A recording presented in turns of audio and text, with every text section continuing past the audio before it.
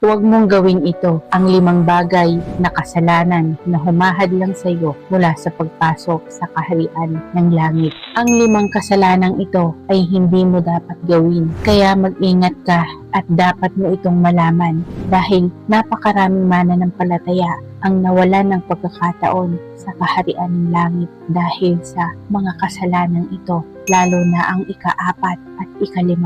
Una, greed, inuuna ang pera kaysa sa Diyos. Hindi nasisihan sa kung ano ang ibinibigay ng Diyos at palagi kang iniisip, kaunti pa lang at mauuwi pa nga ito sa paglayo mo sa Diyos. Ikalawa, sexual immorality.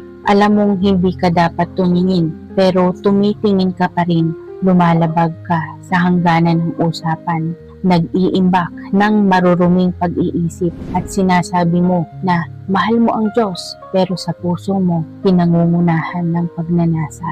Ikatlo, anger, sumasabog sa maliliit na bagay, nawawala sa kontrol, nasasaktan ang pamilya o mga kaibigan, nagsisisi pagkatapos gawin pero hindi ka handang magbago. Ika-4, jealousy, naiinis kapag nagtatagumpay ang iba o naiinggit ka kapag pinagpapala ang iba at minsan nagrereklamo ka na hindi patas ang Diyos. Ika-5, arrogance, palaging iniisip mo na ikaw ang tama, hindi handang magpakumbaba at nakakalimutan mo pang mag-pray kapag nagtagumpay ka at iniisip mo pa na hindi mo na kailangan ang Diyos. Kapatid, hindi ito para takutin ka. Ito ay tunay na babala ng Biblia. Malinaw na sinabi sa unang Korinto at Galacia, ang mga gumagawa ng ganitong kasalanan ay hindi magmamana sa kaharian ng Diyos.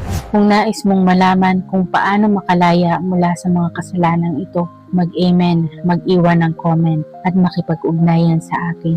Inaanyayahan kitang mag-join ng free online Bible study upang matuklasan mo ang patungo sa ganap na kalayaan mula sa kasalanan. Amen.